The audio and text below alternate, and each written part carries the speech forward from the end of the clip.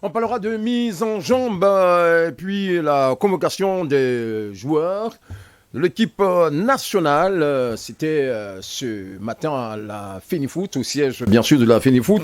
En plateau, comme d'habitude, Martin à radio, sans oublier de vous dire que vous êtes sur Canal 3 Niger en direct de Niamey. Canal 3, Martin à radio, bonsoir, bonjour. Bonsoir, mais c'est quoi cette façon? C'est quoi ça? Oui, mais c'est le nouveau style. Non, style, c'est pas toi, tu fais style. Tout ça là, non, tu vas pas me faire style. Que Dieu fasse que je vois. Pas style dans mon émission, que Dieu fasse que je vois 85 ans, n'est-ce pas? C'est un style de la bossa nunu. Ouais, il faut le laisser. Non, tout ça là, non, je comprends Martin, c'est pour que les gens remarquent son style.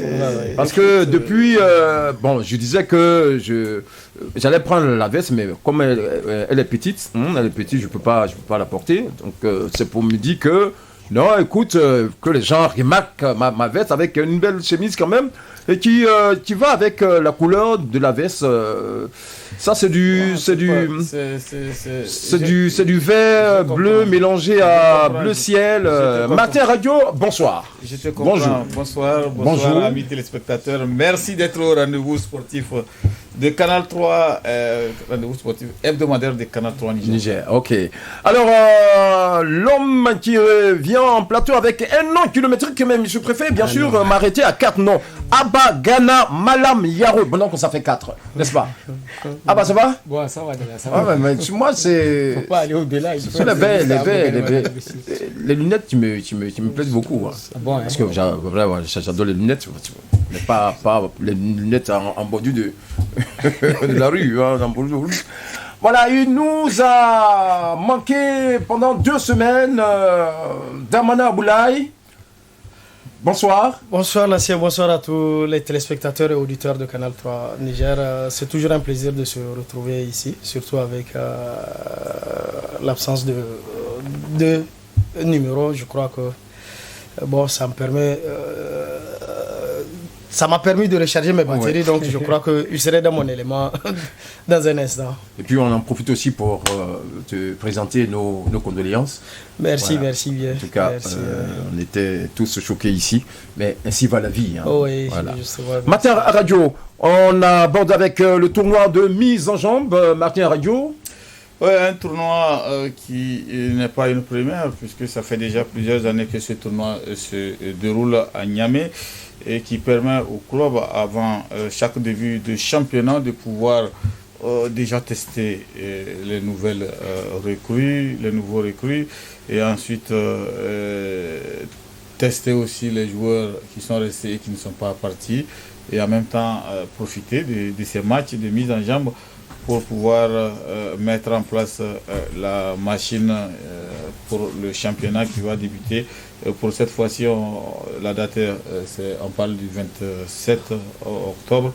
Donc c'est dire que le lieu, le moment, il est bien choisi pour permettre au club de mieux se préparer.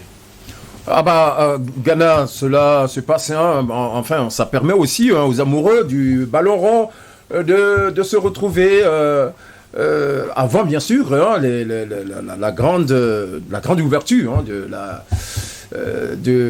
la Super League.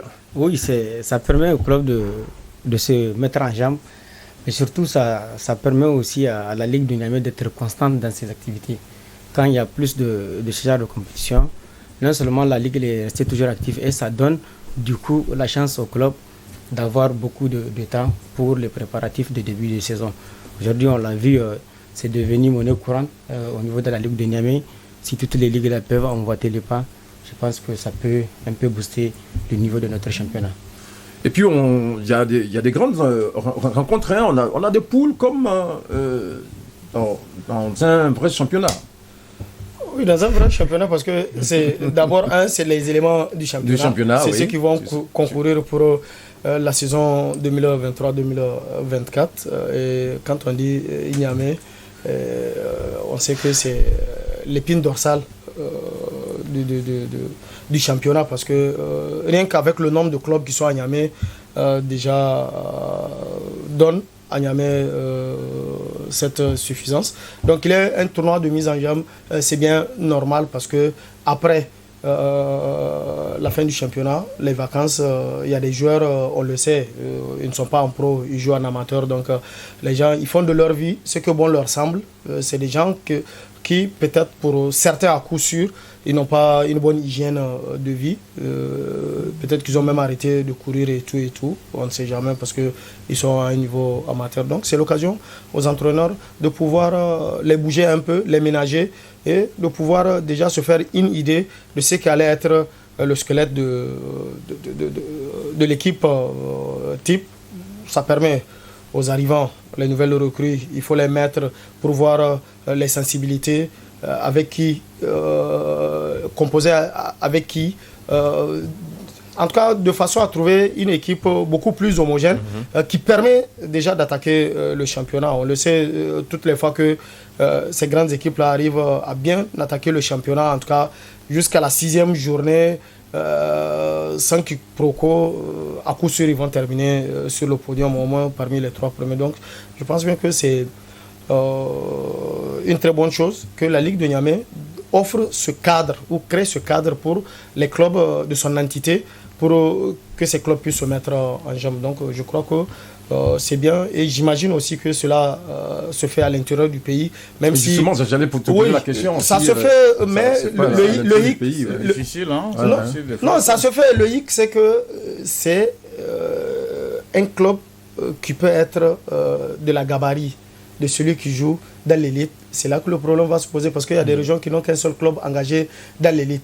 Donc, quels qu'en soient les moyens que ce club a, il ne peut jouer qu'avec d'autres clubs qui sont moins forts, qui ont moins de moyens que lui. Mais ça permet toujours de faire tourner une équipe et de pouvoir, au moins, surtout pour les recrues, de pouvoir les tester convenablement afin de leur donner une place si on doit désormais déclasser les anciens qui partagent le même poste que... Bon, même si ça ne se passe pas comme en Niamey, peut-être qu'ils s'entraînent là-bas aussi. N'est-ce pas, Mathieu Radio? Ils s'entraînent, mais il y a aussi un autre problème pour les clubs de l'intérieur. C'est que vous vous rendez pratiquement compte que aux 2 premières journées du championnat, il y en a qui n'ont pas encore fini de boucler leur transfert. C'est-à-dire que c'est difficile pour eux. Toi qui as encore des joueurs que tu transfères jusqu'à la date du 27 et plus, ça veut dire que tu n'as pas eu le temps de te préparer. Ça, c'est un premier aspect. Mais l'autre aussi, solution que ce tournoi trouve au club, c'est qu'on n'a pas, depuis un moment, la tradition de faire une pré-saison. À l'époque, c'est le Sahel qui le faisait, qui pouvait déménager pratiquement dans notre pays voisin, jouer des matchs, préparer sa saison et rentrer tranquillement. Parce qu'on le voit dans la sous-région, tout le monde le fait. On avait l'habitude... c'est peut-être que la situation politique du pays a fait que les gens ne sont pas venus, mais c'est sûr que si vous cherchez, vous allez voir, c'est sûr qu'il y avait des clubs du Nigeria qui allaient venir à Maradi ou à Zender se mettre en jambe, ou d'autres du Bénin qui allaient venir. On a l'habitude d'héberger des clubs au niveau du centre technique national où des clubs viennent ici se préparer. Ce n'est pas seulement jouer les matchs amicaux qui donne une bonne préparation, mais c'est l'esprit qu'on crée autour de ces joueurs-là qui sont engagés sur une longue durée de championnat. Notre championnat, cette année, il passe à 17 clubs. 17 clubs, banalement, tu te retrouves, au lieu de jouer 26 journées, cette fois-ci, tu vas jouer pratiquement 28 journées. C'est 2 journées de plus. Donc ça fait que maintenant, il va falloir peut-être créer une ambiance particulière pour mettre ces joueurs. Mais par faute de moyens, les gens ne peuvent pas aller ailleurs se préparer. La Ligue de Niamey a trouvé la solution pour tout le monde. C'est la solution la moins coûteuse et elle est de proximité aussi. Et le moment est bien choisi. À l'occasion de la première journée qui a opposé le Zumunta à l'AS Douane, il faut préciser que l'AS Douane a pratiquement commencé sa saison il y a de cela 2 mois en préparation de la Ligue des Champions à la Coupe CAF qui n'a pas eu lieu à cause des événements actuels. Donc eux, ils étaient peut-être en avance sur les autres comme l'AS Garde Nationale. Ils ont dominé le Zumunta Athletic Club 2 buts à 0, mais avec des Zumuntais qui se sont montrés très très combatifs l'expérience et la fraîcheur a fait peut-être la différence au profit des douaniers. On va aller suivre les 2 réactions après la première journée. C'est pas le score qui est important parce qu'on vient de monter, on est à la recherche d'une équipe. Donc je pense que la deuxième mi-temps, vraiment, on a essayé de faire des changements et les changements ont beaucoup apporté. Les enfants ont bien joué, vraiment. Je pense que si on continue à travailler, notre ambition, c'est de faire le maintien d'abord. Il faut maintenir une première année et essayer la deuxième année, voir ce que ça va donner. Pour le moment, c'est essayer de faire le maintien. Nous, on ne dirait pas que c'est un match facile, mais c'était un match assez compliqué, surtout en première mi-temps, parce qu'on n'arrivait pas vraiment à jouer comme on voulait, parce que l'adversaire était, il faut le dire, très agressif. Bon, il y a eu des situations où on pouvait vraiment aller jusqu'au bout, s'occasionner des buts, mais malheureusement on n'a pas su le faire. Et en deuxième mi-temps, moi je crois que l'équipe qui était en place était beaucoup plus joueuse. Le contenu était beaucoup plus intéressant. C'est vrai, c'est un match amical, mais j'ai trouvé ça en tout cas un peu timide quand même pour un match amical. C'est un tournoi de mise en jambe, c'est là il faut chercher les combinaisons avec les joueurs. Parce que vous êtes sans savoir qu'il y a beaucoup de nouveaux joueurs dans cette équipe. Donc ce tournoi-là va nous permettre, sans nul doute, vraiment de créer vraiment beaucoup de cohésion entre les joueurs et surtout dans le jeu par rapport au bloc, n'est-ce pas, que ce soit le bloc offensif ou le bloc, n'est-ce pas, attaque. Oui, les objectifs, c'est de jouer les 2 titres, n'est-ce pas, qui sont mis en jeu au départ, donc le titre de champion et celui de la Coupe nationale. En tout cas, on va tout donner. L'année passée, on était en finale, mais cette année, on va tout faire en tout cas pour d'abord jouer vraiment les premiers rôles dans ce championnat. Et si on arrive à aller en finale, cette fois-ci, de la prendre.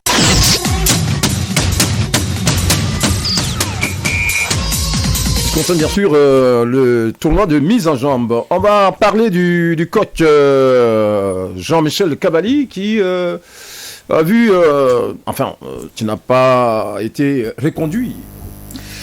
Oui, qui n'a pas été reconduit 3 ans après son arrivée à la tête de l'équipe première du MENA national. Et il s'en va à l'issue de ce premier contrat qui n'a pas été renouvelé. Ce n'est une surprise pour personne. Déjà, la question se posait depuis quelques temps. Mais étant donné que le monsieur était déjà presque au bout du contrat, vous limogez quelqu'un 2 mois, 3 mois avant, vous allez lui payer des droits. Il vaut mieux laisser aller tranquillement au vu déjà de la situation de l'équipe nationale. Donc maintenant, Jean-Michel Cavalli s'en va. Il faut déjà penser à son après. On va en parler dans cette émission. Maintenant, qu'est-ce qu'il part en laissant au Niger en termes d'acquis? C'est ce qui est en ce moment discuté dans le milieu du football. Mais quoi qu'il en soit, tout n'a pas été mauvais, tout n'a pas été bon. Donc c'est une balance qui va s'équilibrer en fonction des observations de tout un chacun. Mais ce qui est sûr, c'est que Jean-Michel Cavalli ne fait plus désormais partie de l'aventure de l'équipe nationale A. Abba Gana, que peut-on retenir de Jean-Michel Cavalli? C'est vrai, il était venu pour des résultats, mais 3 ans après, c'est ce qui a coûté, comme on dit, son limogeage. Oui. Bon, on pouvait l'espérer. Il faut préciser, ce n'est pas un limogeage. Mais non, mais il est parti quand même. C'est la fin du contrat. La fin du contrat, il n'a pas été reconduit. Voilà, oui, le limogeage, c'est quand on te renvoie, quand tu es renvoyé. Enfin, quand son contrat n'a pas été reconduit. Voilà, ouais. Bon, moi, ce que je dirais, l'un de l'autre, c'est pour ceux qui ne l'ont pas connu, qui ont pensé dès le début que c'est un entraîneur qui pouvait amener un plus à l'équipe nationale du Niger. Parce que moi, personnellement, c'est quelqu'un sur qui je n'ai jamais compté. Voir ce qui peut amener le plus à cette équipe du Niger. Et le voici aujourd'hui après 3 ans. le bilan avec ce monsieur-là n'est pas un bilan positif, même si à 50%. C'est un monsieur qui n'a jamais pratiquement passé un an d'emblée sur un banc de touche en tant qu'entraîneur principal, qui n'a pas une grande expérience, surtout à une équipe nationale. Il est venu au Niger, il a eu un terrain libre qui lui a permis quand même de passer 3 ans. Et parmi ces 3 ans, ce qu'on a eu à avoir, c'est un monsieur qui a fait beaucoup plus appel à des joueurs étrangers qui ne sont pas d'origine nigérienne.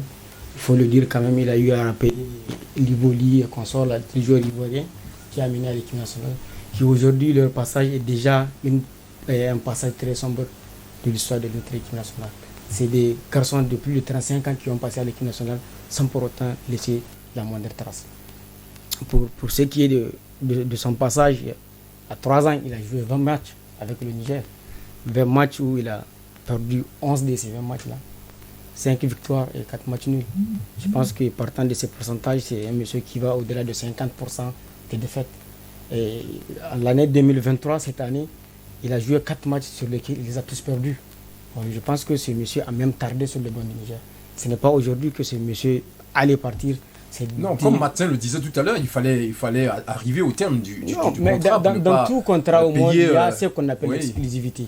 Et un entraîneur, qui il soit, Molino ou Gordola, excusez-moi de rappeler quelques-uns, s'il n'a pas de résultat, on peut le chasser à tout moment.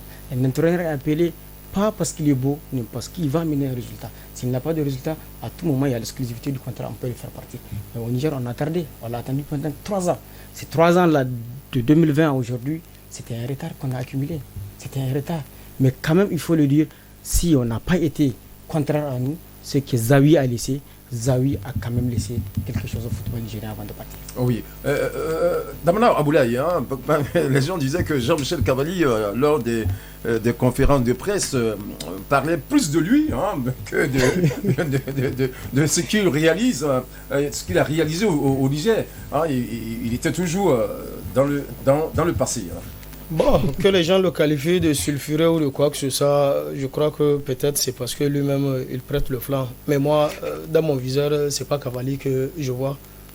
Il faut dépassionner le débat en toute sincérité entre nous. Est-ce que qui en a comme joueur qui peut faire quoi face aux ogres de l'Afrique? C'est la première interrogation. Je pose la question à ces joueurs-là. Je pose la question à ces supra-analystes qui pensent que on doit reposer tout sur le dos et la tête de l'entraîneur. Cavalli, je ne l'ai jamais aimé. Mais il faut que nous-mêmes, que nous sachions qu'on n'a pas de joueur. Il faut avoir le courage de le dire. On n'a pas de joueur, qui soit capable. José Mourinho, à Niamey, au Niger. Philippe Scolari, on peut amener tout. On peut amener Beckenbauer ici. Oui. Avec ce qu'on a, on ne peut rien faire. On ira nulle Commençons d'abord par nous remettre en question avant d'aller faire quoi que ce soit. Cavalli, son résultat, il est médiocre, il faut le dire. Parce que quand vous perdez plus que vous ne gagnez, le résultat, il est médiocre. Maintenant, que le contrat, qu'on puisse le laisser jusqu'à la fin de son contrat, moi, je ne vois pas trop le mal dedans. Parce que quand il avait entamé, il avait quelques objectifs qu'on lui a assignés. Et parmi ces objectifs-là, l'un des objectifs, pour moi, que je pensais que ça allait réussir, cet objectif-là, il a mené au-delà de 50, 60, 70%. C'était de rajeunir l'équipe nationale et il l'a fait. Et aujourd'hui, tout le monde sait que l'équipe est rajeunie, même si ils ne sont pas encore aguerris, ils n'ont pas des armes beaucoup plus affûtées pour faire face à ces gens-là qui jouent dans les championnats les plus hypés. En fait, c'est ça le problème du Niger. Donc, pour moi, Cavalli n'est pas pour moi mon problème. Parce que, je l'ai toujours dit, tout celui qui pense que Cavalli est le problème du football du Niger, c'est qu'il n'a pas fini encore de voir des problèmes. S'il ne sait pas que c'est les joueurs qu'on a qui ne sont pas encore compétitifs. Qui parmi les joueurs qu'on a joue aujourd'hui? On va parler d'un peu de temps. Oui. Avec la nouvelle convocation. Avec la nouvelle convocation. Qui parmi nos joueurs aujourd'hui joue dans un championnat UP? On fait du ramassis, on vient, il faut aller défendre les couleurs nationales, ça ne peut pas marcher. Si à un moment donné, Cavalli a fait appel à des joueurs qui ont plus de 35 ans, les Liboli et autres, c'est parce qu'ici, chez nous, on n'avait rien. Sinon, les Liboli jouaient déjà la 2e division française. C'est des gens qui n'ont pas pu se faire convoquer, même chez eux. Il a la double nationalité. Même en Côte d'Ivoire, il n'a pas pu se faire convoquer, encore moins en France. Si nous, on doit aller, entre guillemets, prendre au niveau de la racaille pour venir étoffer notre équipe nationale. Ça veut dire que c'est parce qu'on n'a pas de ressources. Donc il faut d'abord commencer. Et le problème du Niger, je l'ai dit, c'est le sempiternel problème. Il faut qu'il ait de la formation, il faut qu'il ait des centres et des académies. Sinon on va tourner autour du pot, on va tourner chercher en haut et on va tout de suite vouloir avoir des résultats. On va faire du colmatage, mais après ça va s'effondrer. Ça va s'effondrer. Oui, tu vas ajouter quelque chose? Oui, c'est pour ajouter sur ce que Damla a dit. Bon, d'abord, il ne faut pas essayer de rentrer très en profondeur par rapport à ce que rigole le football nigérien, par rapport à la ressource humaine du football nigérien, mais par rapport au discours du monsieur quand il était venu. Pour lui, il dit il a un objectif, c'est d'aller à la Coupe du Monde, c'est de préparer le Niger pour la Coupe du Monde. Mais à la fin de son mandat... la Coupe du Monde, là, ça, tout le monde sait que même le Niger, pas lui, même le ministère des Sports, le dépositaire légal du sport au Niger, le ministère n'est pas encore prêt pour à la fin, on n'a pas vu une équipe qui s'est qualifiée pour la Coupe du Monde, ni pour la Coupe d'Afrique, ni une ossature, ni une équipe qui est en train de faire... Là, il a failli. Pour la Coupe d'Afrique, il a failli. Je crois que je me rappelle dans cette émission, il y a quelqu'un qui nous avait appelé après l'émission qui nous disait si le Niger s'est qualifié à la Coupe du Monde, honnêtement, même le chef de l'État d'alors devrait appeler le président de la Fédération pour lui dire qu'on cède la place là à quelqu'un parce qu'on n'est pas prêt. Ça, c'est juste une anecdote que je rappelle. Mais il y a un problème dont on ne parle pas. D'abord, on a abordé la question de la ressource humaine, c'est-à-dire en termes plus clairs, les joueurs qu'on a sous la main. On va tout de suite se rendre compte que le premier problème que personne ne voit, nous voyons parfois trop beau, jusqu'à ce qu'on se retrouve dans une compétition ou dans une confrontation et qu'on se rend compte qu'en face, il y a quelque chose que nous, on n'a pas. Ces joueurs-là, il faut les féliciter. Parfois, ils font un dépassement de service énorme dans un match pour un niveau qu'ils n'ont pas. Parce que vous vous retrouvez à jouer face à l'Algérie. C'est-à-dire que cette Algérie-là, s'il se retrouve à jouer à 9 et à jouer fort, même à 11, c'est difficile de les battre. Parce qu'on a des joueurs qui font des dépassements de fonction, qui jouent beaucoup plus que ce qu'ils ont. D'ailleurs, la conséquence, vous faites carburer un joueur qui n'a pas ce niveau, 2-3 fois après, vous le perdez sur des blessures à répétition, comme beaucoup qu'on a perdu, qui étaient bons, qu'on a découvert ici, qui étaient bons, mais on les a fait carburer parfois à des postes où ils n'ont pas été formés, et où ils n'ont jamais joué, mais en équipe nationale, ils jouent à ces postes et ils finissent par très rapidement lâcher, parce que c'est ça aussi le problème. Mais l'autre problème qu'on n'évoque pas, quand on parle de l'entraîneur, que ce soit lui, que ce soit Zawi, que ce soit ceux qui sont venus, qui sont passés, on veut avoir des entraîneurs comme tous les autres pays, des entraîneurs de premier choix, comme on les appelle. Mais il faut de l'argent. Il faut de l'argent. Si vous voulez avoir la même catégorie d'entraîneurs comme le Maroc, l'Algérie, la Côte d'Ivoire, le Nigeria et autres, il va falloir débourser de l'argent, un gros salaire avec des conditions de vie énormes. Mais est-ce qu'on a ces moyens? On ne les a pas. Donc on est parfois obligé, si on ne prend pas un entraîneur local, on est obligé d'aller prendre des entraîneurs de second choix ou voire de troisième choix. Parce que c'est ce que notre argent peut payer. Petit argent, petit travail. C'est pas moi qui l'ai dit. Mais aussi, les gens vont me dire, mais si c'est comme ça, on a cassé la battre sur les entraîneurs locaux. Je répète, je n'ai rien contre les entraîneurs locaux. Mais on ne prend pas une vache, mettre la vache dans la main de quelqu'un qui devient berger.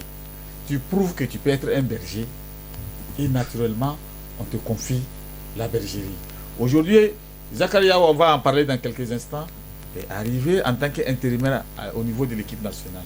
Il n'a jamais eu ce poste-là. Il a fait ses preuves en club. Petit à petit, il y en a qui disent il est trop agité, il n'est pas serein, et patati patata. Il a eu l'occasion, avec les U23, il s'est qualifié pour la première fois. On le reconnaît ça. Aujourd'hui, on est en train de les tester. C'est à lui de prendre ses responsabilités. S'il échoue, ça veut dire qu'on aura testé tous les grands entraîneurs qu'on a dans notre championnat, qu'on a dans notre pays et qui n'auront pas réussi. Et personne ne va venir nous dire que forcément il faut. Mais on ne va pas donner l'équipe nationale parce que tu es de nationalité nigérienne. Si tu n'as rien à proposer, on ne va pas te donner l'équipe nationale. Ça, il faut que les gens se détrompent. Et là, il n'est qu'en train d'assurer l'intérim. Et quand l'intérim, on aura l'occasion d'avoir un entraîneur qui peut apporter quelque chose aux joueurs. Tout le monde est en train de parler, mais posez la question aux joueurs, si est-ce que sous Cavalli, ils ont progressé ou ils n'ont pas progressé. Les joueurs vont vous dire que oui, grâce à Cavalli, ils ont su même comment s'entraîner. Grâce à Cavalli, des gens ont su comment se déplacer sur le terrain. Et poser la question aux joueurs. Moi, je discute avec certains, ils vous le disent. Ils vous disent qu'il y a des choses qu'ils ont appris parce que Cavalli, et grâce à Cavalli. Donc, c'est pas mauvais. Et quand vous prenez aujourd'hui le système de jeu de l'équipe nationale, quand vous les voyez jouer, même si on perd, on ne marque pas, il y a quand même un semblant de système de jeu. Il y a une philosophie qui est là. Les gens posent le ballon à jouer. Attention, on s'est qualifié aux 2 CAN, mais en ne posant pas le jeu. Hein. Il y a eu des matchs où on était fantastique quand l'adversaire était à notre niveau. Mais quand l'adversaire n'était pas à notre niveau, on empêchait tout simplement l'adversaire de jouer. Mais aujourd'hui, même quand l'adversaire nous gagne, on part le chercher. Et parfois, à l'impossible, l'une n'est tenue. Parfois, les capacités sur le terrain font que vous ne pouvez pas aller au-delà. Et c'est ça que j'ai appelé le dépassement des fonctions que ces joueurs-là ont fait. On ne peut pas dire aujourd'hui que Cavalli, tout ce qu'il a, son passage au Niger est noir. Ça, au moins, il faut qu'on soit honnête pour le dire. Même si, il a apporté quelque chose. Peut-être que le résultat n'a pas suivi. Mais quand même, il a beaucoup appris.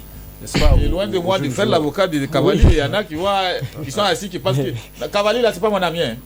C'est pas mon ami. D'ailleurs, son passage, on ne peut pas passer l'ardoise ou l'ardoisine, on dit la couleur noire là sur le passage de Cavalli, comme je l'ai dit. Aujourd'hui, si on cite dans cette liste les jeunes qui sont en équipe nationale, qui sont à leur début et tout, Cavalli fait partie de ces gens-là qui les ont aidés à éclore et à se retrouver quelque part. Aujourd'hui, il n'a pas réussi, mais il a pu placer, il a pu placer quand même des joueurs en Europe aujourd'hui qui continuent à jouer et qui nous ont beaucoup aidés avec les U23. Même si on ne veut pas. Mais il a voulu ramener Mazou. Il a voulu même ramener Mazou en équipe nationale. Si n'était le comportement de Mazou à la dernière convocation où il a quitté le match avant la fin parce qu'il jouait mal et le public a demandé son remplacement. Et pour le ramener, il a pu le placer quelque part. Ça, c'est des choses que les gens ne disent pas. Et il y a des joueurs aujourd'hui que les autres les entraîneurs locaux qui les entraînent en club. Des joueurs qui les entraînent en club. Ils n'ont pas pu savoir que ces joueurs-là pouvaient jouer en équipe nationale. Cavalli les a amenés en équipe nationale. Il faut qu'on soit un peu reconnaissant. On ne s'est pas qualifié, mais aussi, l'autre question qu'on ne pose pas. Il a porté un petit plus. Toute notre vie, on s'est toujours qualifié à la CAN. Toute notre vie, on s'est toujours qualifié à la CAN. Non.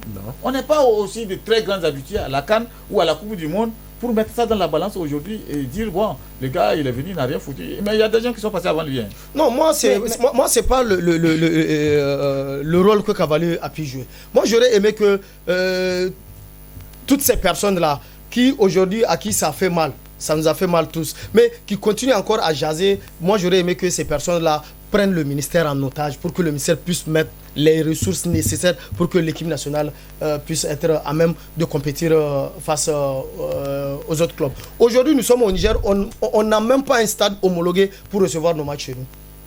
Vous pensez que celui qui a une dizaine de stades homologués chez lui, si réellement le football, on devrait se respecter dedans, que nous, on doit gagner ce monsieur-là? Aujourd'hui, nous sommes dans la même poule pour les éliminatoires de la Coupe du Monde avec le Maroc. Le Maroc, c'est le top 1 du continent africain. Le Maroc nous aide, nous, à faire développer notre football. Vous pensez que réellement, ou logiquement, que ce Maroc-là, aujourd'hui, on peut lui faire face? Vous pensez que logiquement, le Niger devrait faire face à l'Algérie, où il y a des joueurs qui sont capés au niveau mondial? Alors que nous, on tente de placer même nos joueurs au niveau des deuxième divisions ou des troisième divisions de ces championnats-là. Ils n'arrivent pas à tenir le coup. Donc moi, je veux que les gens redescendent sur terre. Quand ça ne marche pas, c'est tout de suite 2 ou 3 têtes qu'il faut trouver 2 ou 3 fusibles à faire sauter pour que, je ne sais pas, que des gens puissent se retrouver. Non, on peut faire un éternel changement. Que ce soit la fédération, que ce soit la tête du staff de l'équipe nationale, si les moyens ne suivent pas, on ne peut pas trouver assez de ressources pour faire face à... Oui, oui. Bon, moi, c'est que... Il a juste quelque chose, on va aller... Parce que Martin avait parlé de l'entraîneur, il a dit aussi qu'il fallait avoir les moyens nécessaires pour avoir un entraîneur de type Maroc ou bien Algérie. Mais je pense que avant toute question de moyens en football, il s'agit d'abord d'une question de projet sportif. Ces pays ont progressé parce qu'ils ont un projet derrière leur équipe nationale. Mais aujourd'hui, qu'en est-il du projet même de l'équipe nationale avec la FENIFOOT, avec les entraîneurs qu'on amène? Mais si aujourd'hui on avait un programme sérieux, un projet sérieux de développement du football au Niger, je pense qu'un entraîneur sérieux va venir. Le monsieur, il a été débauché de toute contrée. Parce que c'est quelqu'un qui était au chômage, il n'avait pas de club. Avant qu'il ne vienne, moi personnellement, j'étais en pourparlers pour amener un entraîneur au Niger. Et les gens de la FENIFOOT sont au courant, ils sont là, ils peuvent témoigner. Et de qui il s'agit? D'un grand entraîneur, ils le savent très bien, il fallait les demander. Cavalli là. Non, ils le savent très bien. J'étais en pourparlers pour amener Luis Fernandez au Niger. Mais Luis Fernandez, ce n'est pas un petit entraîneur. Il a fait le PSG. Oui, il a fait beaucoup de grands clubs. Damana, tu disais tout à l'heure. C'est pourquoi je vous dis d'abord. Même le plus grand d'abord, ce n'est pas une question de moyens. C'est d'abord une question de projet. De bons éléments. J'arrive à l'ancien. D'abord, c'est une question de projet. Si on avait ce projet, il va venir pour les beaux yeux du Niger. Si c'est une question de projet, il va venir pour accompagner. Parce que le Niger, en termes de développement sportif, c'est un terrain qui est vierge. Tu as dit lui Fernandez, c'est ça? Oui, Luis Fernandez. Et la deuxième des choses. Il viendra gratuitement. La deuxième des choses, un entraîneur qui va venir, c'est aussi le relationnel. Le football là, mais c'est la coopération aussi. Mais il fallait faire usage de tous ces moyens-là pour pouvoir amener un entraîneur. Et je pense que les mêmes moyens qui ont été mis à la disposition des Cavalli, c'est les mêmes moyens qui allaient être mis à la disposition de Fernandez quand il a accepté de venir au Niger. Et moi-même. Mais quand aujourd'hui, moi, je dis, depuis qu'il a pris fonction chez Cavalli, quand je critiquais pourquoi le fait qu'il est même venu, c'est parce que j'ai mes raisons. Moi, j'ai proposé mieux que lui. Oui, c'est parce qu'ils n'ont pas pris oui, ton entraîneur. C'est pas ils n'ont pas pris. Moi, j'ai proposé mieux que lui. Mieux que lui. Non, même dans sa tombe, Luis Fernandez vaut 1000 fois mieux que ce Cavalli-là. Non, ça, on ne peut pas le savoir. Il n'y a pas de débat. Non. Il n'est pas encore venu. Il n'est pas encore venu au Niger. Pour qu'on puisse le tester par rapport à Cavalli qui a été testé par rapport à l'équipe nationale. Maintenant, tu as parlé. Maintenant, tu peux continuer. Non, mais c'est moi personnellement, je pense que les gens jouent trop avec une équipe nationale. Une équipe nationale, c'est la sommité, c'est le summum de la discipline au Niger. Pour débaucher un entraîneur qui se retrouve être le patron de tous les entraîneurs de toutes les sélections à ce niveau-là, je crois que ça ne devrait pas déambuler comme ça. Moi, à mon sens. Et la question de moi, là, elle va toujours revenir. Si on doit chercher des entraîneurs de fils Abilillah, si on doit chercher un entraîneur sur la base d'une coopération ou de quoi que ce soit, on n'aura pas jusque-là le vrai entraîneur. Le vrai entraîneur, là, il n'ira pas cadeau. Moi, les gens seront contraints de donner les moyens nécessaires pour débaucher le meilleur. C'est important de faire un exercice, parce qu'on est en train de parler dans le vide. Sans chiffres, c'est pas bon. Prenez rien que les 7 pays de l'UFOA-B. Vous prenez les entraîneurs, les sélectionneurs principaux de ces 7 pays. Et vous prenez leur salaire et leurs conditions de vie dans les pays où ils entraînent. Et peut-être on revient le lundi, ici, dans cette émission. Comme ça, les gens vont comprendre. Parce que aujourd'hui, mais souvent, Martin, comparaison n'est pas raison. Non, j'ai dit, quand tu me dis, non, avec ce même prix, Luis Fernandez allait venir, non. Vous êtes en discussion. Quand il va falloir mettre quelque chose sur le papier, Luis Fernandez et sa belle-mère n'est pas nigérienne. Son beau-père n'est pas nigérien. Mais voilà pourquoi je t'ai dit donc il faut aller te renseigner au président de la FENIFOOT. Non, écoutez, il faut qu'on soit réaliste. Parce que le pourparler était fini. Ceux qui nous écoutent là et qui nous suivent là. Oui. Non, le pourparler ne peut pas être fini. Parce que c'est la FENIFOOT qui propose. Le pourparler ne peut pas être fini. Toi, tu n'es pas une institution. C'est la FENIFOOT qui est une institution. Tu es une personne lambda, une personne lambda ne termine pas un pourparler avec quelqu'un par rapport à un truc national. Le président de la FENIFOOT, on va aller avec la liste. Merci. Ce matin, il y a eu au siège de la FENIFOOT la liste des joueurs qui ont été convoqués. On a parlé de Zachary Yaou tout à l'heure, qui va se mettre pour l'instant le intérim pour accompagner l'équipe nationale. Alors, Matin Radio, est-ce qu'on peut avoir la liste elle s'affiche déjà, la liste. Il n'y a pas de grandes surprises. Il y a quand même quelques absents dus aux blessures pour ce qui est du capitaine Youssoufou Mourdi Balé. Et il y a aussi Sabo qui ne joue pas en club, qui a résilié d'ailleurs son contrat et qui est libre depuis un bon bout de temps. Il y a Mohamed Ali qui aurait un problème de famille et qui ne pourrait pas être là. Voilà, Adebayor sanctionné, ça c'est juste un rappel. Donc à part ça, tout ce qu'on connaît, sont pratiquement là. Les U23 intègrent et d'autres confirment leur présence en équipe A. Très rapidement, c'est Mohamedou Tanja, Djibril Kassali, Naïm Antenoven, Habiboulaye Younoussa Haïnokoy du Sahel. Et au niveau de la défense, Brahima Abdoulaye Katakori qui est allé grossir la délégation nigérienne en Irak.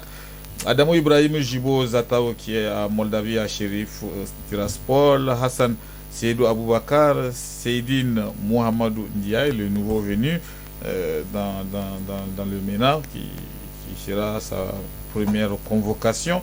Abdelrahim Alassane Bonkano, le jeune latéral qui a le vent en poupe, que ce soit en équipe ou en club.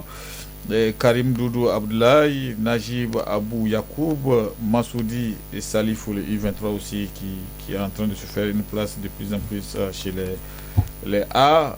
Jibril Ibrahima Mossi, qui est Maxwell, qui a été de l'aventure des U23. Au niveau du milieu du terrain, on a Soumaïla Badamassi Ouseni du TP Mazembe, Salim Aboubakar de Sassuolo, Sabo Amadou Moustapha, donc c'est le jeune frère de l'autre Sabo, Alama Diabaté Ousmane Draman, le vice-capitaine qui certainement sera le capitaine, Moussa Ismaël Mahamadou Moumouni Amadou Darenkoum, ce qui est des milieux de terrain. Et au niveau de l'attaque, Boubacar Haïnkoy Soumana, Mohamed Amadou Jibo Wankoy, Boubacar Jibrila Goumey di Besto, Abdul Kairo Al Mustafa, Issa Ibrahim Jibrila et Seibou Koïta. Voilà ce qui est de la liste. Et quand vous regardez, il n'y a pas grands absents, mais sauf que de plus en plus, les jeunes ont pris le pouvoir dans cette nouvelle génération. Oui, Abagana Damana Boulaye, à l'issue de cette liste des joueurs convoqués, est-ce que Martin disait tout à l'heure, c'est pas une surprise, parce qu'on savait un peu. Non, c'est pas une surprise. Comme je l'ai dit, on n'a pas une assiette beaucoup plus large. Nous ne sommes pas le Nigeria, on n'est pas au Sénégal. C'est toujours. On n'est pas en Côte d'Ivoire. Voilà. Même si on vous réveille d'un rêve, c'est tout de suite, vous savez qui sont là. Tout cela prouve que jusque-là, ça nous reste. On n'est pas encore sorti de l'ornière. Ailleurs là, si on vous dit si vous devrez même vous amuser, comme le font les journalistes, si vous devrez vous amuser pour tenter, avant la convocation, pour tenter de faire une projection, vous allez vous essouffler avant de le faire. Parce que sur le poste, vous allez trouver au moins 4-5 qui sont meilleurs et qui sont déjà titulaires dans leur club. Ici, chez nous, il n'y a pas... Il y a des meilleurs buteurs de club ou de championnat originaires du Nigeria qui n'ont pas été convoqués. Pour tout l'ordre de ce monde, ils ne vont pas figurer en équipe nationale. Ils peuvent terminer leur carrière, être très bons en club et ils ne porteront jamais... Tellement il y a de bons joueurs. Tellement l'assiette, elle est large. Ouais. Ils ont tellement de choix. Ils ont tellement de choix. Et ça, c'est ce qui manque ici. Et ici, la chance qu'on a, Martin l'a dit, c'est les jeunes qui ont pris le pouvoir ici. Si vous devrez faire la somme, vous allez vous retrouver un minimum avec 7 joueurs qui ont déjà joué la Coupe d'Afrique. Au niveau des gardiens, il n'y a plus d'anciens. Tous sont les 3. Au niveau des défenseurs... Au niveau des gardiens, tu as les 2 qui ont joué la CAN U23. La CAN U23, et Kassali, le Chan. Maintenant, quand vous prenez au niveau des défenseurs, il n'y a que le premier catégorie qui est resté ancien. Maintenant, à part ça, il n'y a personne. Tous sont des nouveaux au niveau de la défense. Ça veut dire que Katakore sera le seul ancien. Et s'il n'est pas bon, ça veut dire qu'il ne sera pas titulaire. Il y aura une charnière complètement nouvelle. Quand vous prenez au niveau du milieu de terrain, il n'y a que Ousmane Diabaté qui revient. À part ça, tous sont de nouveaux, que ce soit Darankoum, Badamassi et autres. C'est des gamins qui ont fait du chemin, qui sont arrivés. Au niveau de l'attaque, peut-être parmi les anciens, peut-être c'est Deko, Haïnokoy, Boubacar Soumana. À part ça, les Goumey, comment ça s'appelle, Wankoy. Voilà, c'est eux, ils deviennent les deux anciens anciens. Maintenant, tous les autres, peut-être c'est Bouketa, voilà. tous les autres. Oui, c'est beau. Oui, mais qui, tout à l'heure, Martin et moi, on parlait. Oui, Ndiaye, c'est le nouveau venu. Ndiaye, c'est le nouveau venu. Il s'est entraîné avec les U23 ici, avant qu'on ne quitte. Mais malheureusement, il n'a pas pu se faire une place. Maintenant, c'est le choix de l'entraîneur ou qu'est-ce qui a pu se passer. Parce qu'il y avait déjà des joueurs sur ce poste au niveau des U23. Et il y a le problème d'acclimatation aussi. Parce que Sosa aussi qui peut-être peut expliquer son... oui. Il vient d'où? Il était ici ou il joue dans un club en Europe? Non, il joue en Europe. Et il joue en Europe. Il a été détecté. Oui. Il a été le même club que Maxwell. Max, oui. Jibril moi aussi. Ouais. Voilà. Donc, il a été détecté, il a été testé un bon moment, mais il n'a pas répondu convenablement, donc il n'a pas pu faire la campagne avec les U23. Maintenant, si on le ramène en équipe, certainement que il a déjà donné peut-être du tonus.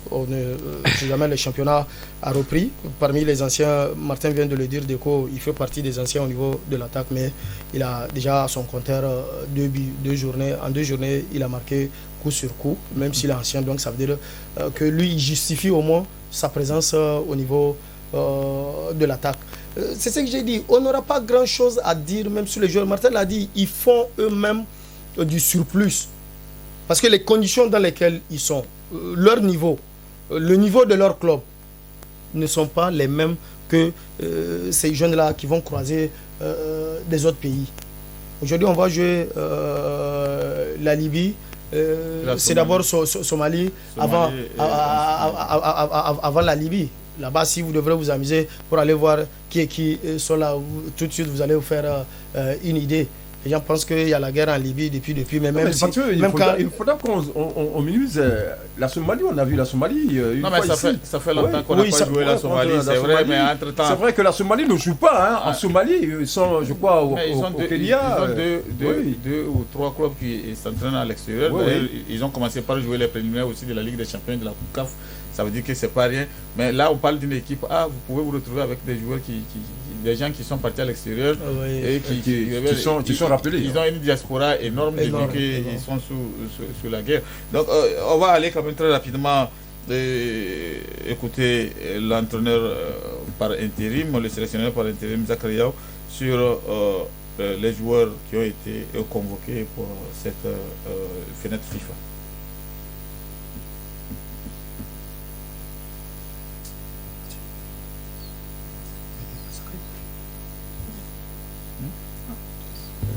Nous sommes vraiment très heureux.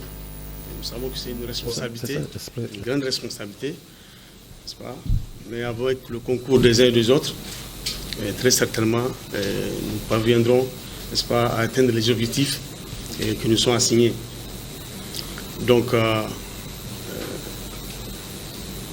nous allons bientôt, n'est-ce pas, jouer, n'est-ce pas, une journée FIFA.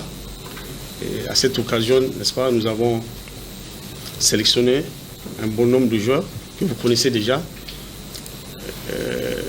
mais très malheureusement, nous n'avons pas pu, n'est-ce pas, avoir tout le groupe que nous avons souhaité avoir, parce qu'il y a des blessés, pas des moindres, c'est des joueurs cadres, n'est-ce pas, par rapport à l'absence de Balé de Sosa, et très malheureusement, ils sont blessés. J'ai eu Balé personnellement au téléphone. Même Sosa, donc ils sont désolés de ne vraiment pas pouvoir répondre à l'appel, n'est-ce pas? Donc ils n'ont pas pour longtemps Sosa, ça fait longtemps, même contre l'Ouganda, on n'est pas sans savoir qu'il n'a pas joué. En tout cas, il commence à courir déjà. Très certainement, au mois de novembre, on souhaiterait les avoir. Donc vous avez même oublié de noter l'absence de Mohamed Ali aussi, qui est vraiment dans le même cas de figure. Voilà, donc, sauf que lui, c'est autre chose, c'est qu'il a un problème de famille. Donc, il a préféré vraiment ne pas venir pour cette sélection parce que psychologiquement, il n'est pas à 100%. Donc, voilà, pour les gardiens, c'est vrai, la porte n'est pas fermée pour les autres, elle est grandement ouverte. Mais pour le moment, j'ai voulu vraiment avoir ces mêmes 3 gardiens-là qui ont été pour le dernier match, pour encore les suivre. Et bien entendu, je me répète, la porte n'est pas fermée pour les autres gardiens de but aussi. Donc pour Hassimi, Savo, parce que vous n'êtes pas sans savoir, pour être en sélection, il faut d'abord être compétitif. Il n'est pas depuis un certain temps parce qu'il ne joue plus, il a résilié son contrat malheureusement avec son club, n'est-ce pas? Il joue en Tunisie. Donc vraiment nous sommes désolés pour lui, bon, tout en espérant que très prochainement en tout cas il va trouver un club pour exprimer, n'est-ce pas, tout son talent. Vraiment c'est un manque, vraiment beaucoup pour l'équipe, ça vraiment c'est comme ça, mais il faut faire avec. On le souhaite vraiment de trouver tout de suite un club parce qu'on a certainement besoin de lui. Al-Khairou, il va venir, mais vous savez, ça fait longtemps qu'il est au Mexique, il joue. Il progresse certes, mais nous allons aussi faire en sorte que, mais tout dépend aussi de lui. Et quand il sera beaucoup plus performant en A, certainement qu'il va avoir un club beaucoup plus, n'est-ce pas, intéressant pour lui, vu son talent. Donc pour répondre à M.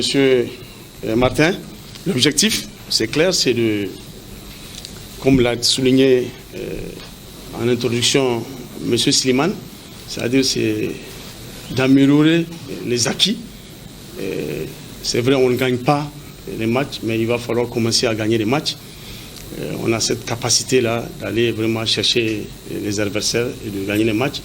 Il faut seulement changer de philosophie peut-être, c'est ce que nous allons tenter de faire pour booster en tout cas les joueurs, n'est-ce pas, du point de vue psychologique et surtout mental. Donc moi je crois que c'est ce travail-là qu'il faut d'abord faire.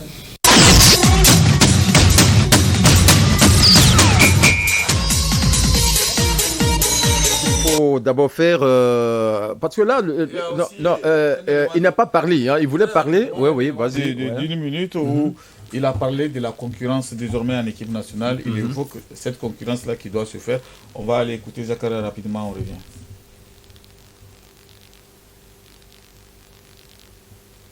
Les joueurs qui sont déjà là, c'est pour leur permettre, n'est-ce pas, d'abord de progresser et aussi, n'est-ce pas, de mériter cette confiance qu'on passe en eux.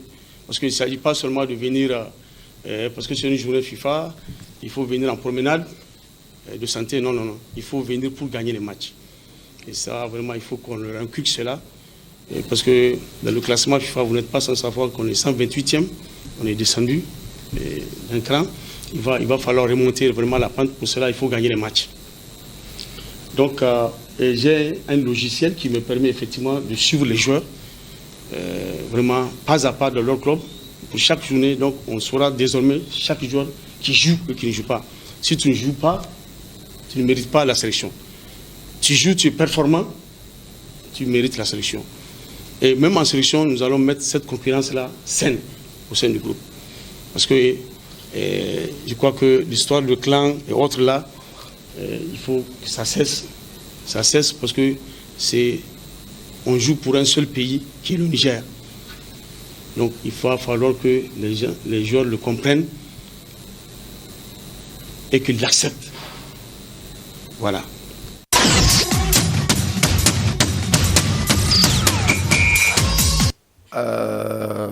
À Bagana, on vient d'écouter Zakariaou. Quelle est ta réaction après l'intervention de Zakariaou? Peut-être qu'un jour on aura le temps de pourquoi pas de recevoir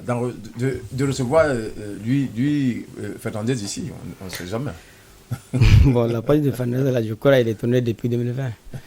Bon, pour l'instant, ce qu'il faut se caper là-dessus, c'est la liste des joueurs convoqués à l'équipe nationale par un intérimaire qui vient de l'équipe A', de l'équipe U23, autant pour moi. Ce qu'on peut remarquer, c'est la moyenne d'âge qui est en train de descendre. Pratiquement, ça va au niveau de 24 ans. Il n'y a pas, parmi tous ces joueurs-là qui dépassent les 31 ans, en dehors de quelques-uns, qui ne dépassent pas 5 joueurs. Mais tous ces joueurs-là, ici, sont pratiquement dans les fourchettes de 23 ans, 24 ans. C'est aussi important, mais il faut se fixer d'abord un objectif. C'était pourquoi ils sont appelés aujourd'hui, c'est parce que U23 a eu à faire de belles prestations ou bien il y a un projet derrière cette équipe pour pouvoir rajeunir l'équipe pour atteindre un certain niveau d'ici 2 ans, 3 ans ou 4 ans. Ça, on ne le sait pas encore. Mais ce qui est un peu bien, c'est d'abord le rajeunissement.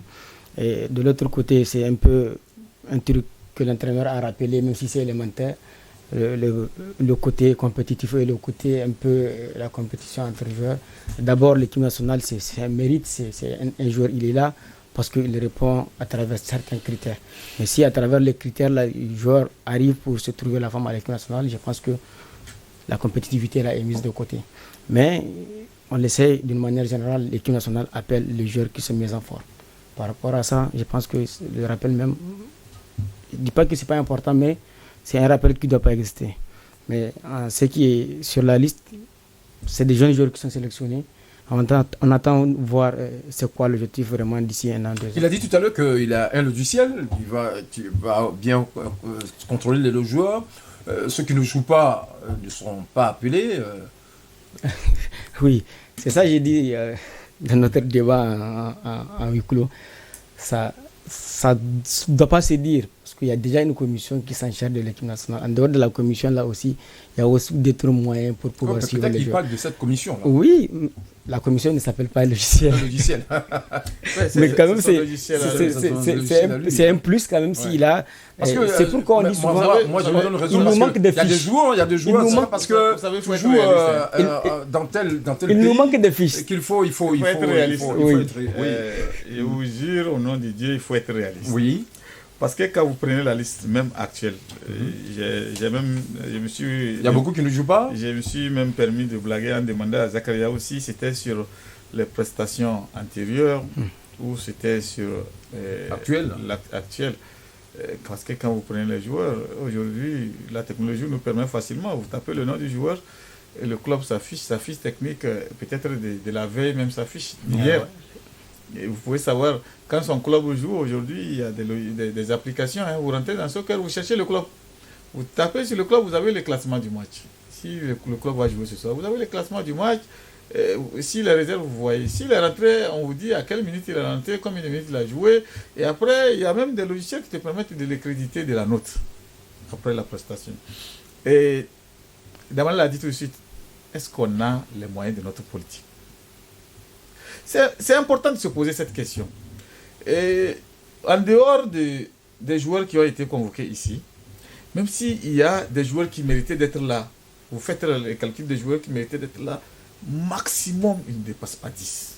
Qui méritaient peut-être d'être à la place de quelqu'un, ou si on doit élargir la liste, qui doivent, ils ne dépassent pas 10. Donc à ces 10-là, vous augmentez ceux qui sont ici, c'est que vous n'aurez pas plus de 40 joueurs.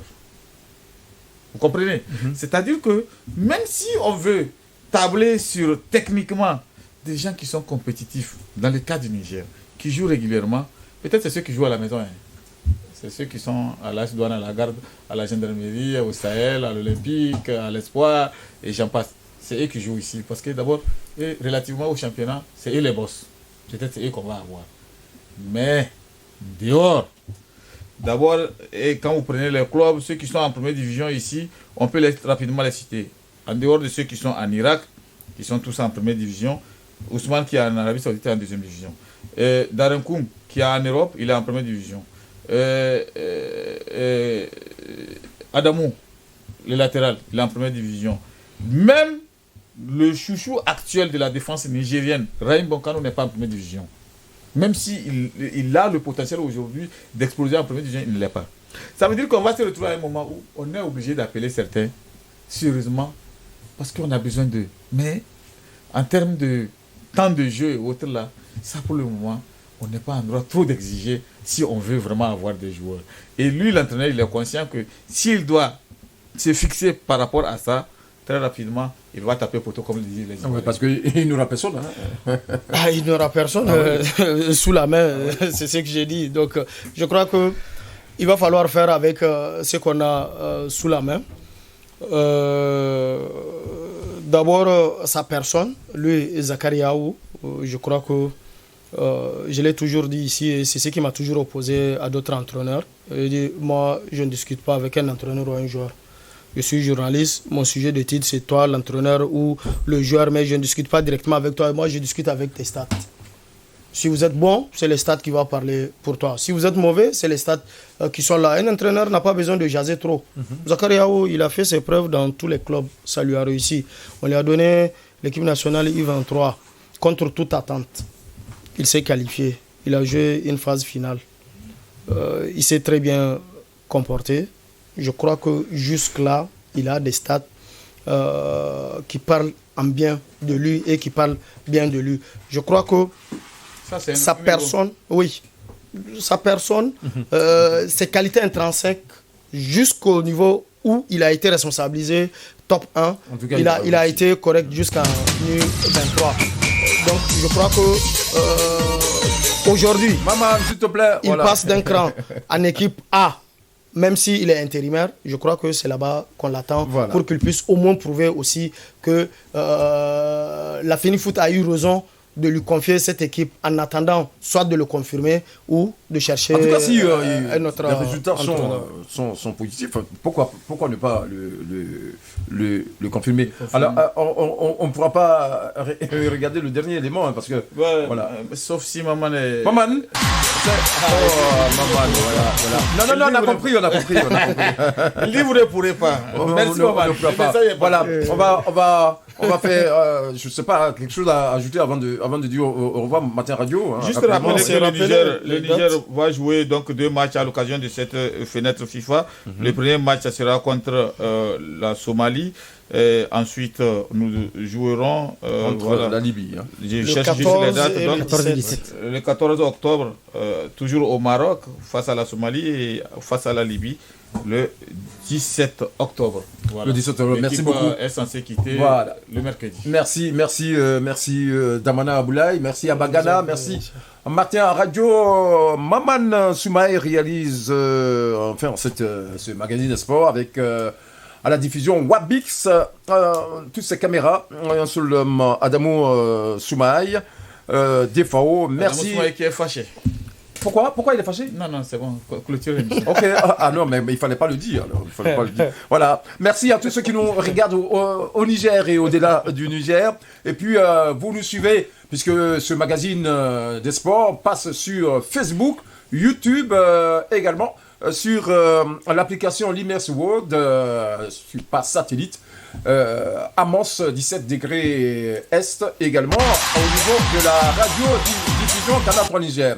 D'ici là, portez-vous bien. Voilà, on va se retrouver la semaine prochaine. Monsieur Saber, Elite Pressing du côté de Yantala, et mon frère et ami Ladj Mokhtar. Au revoir.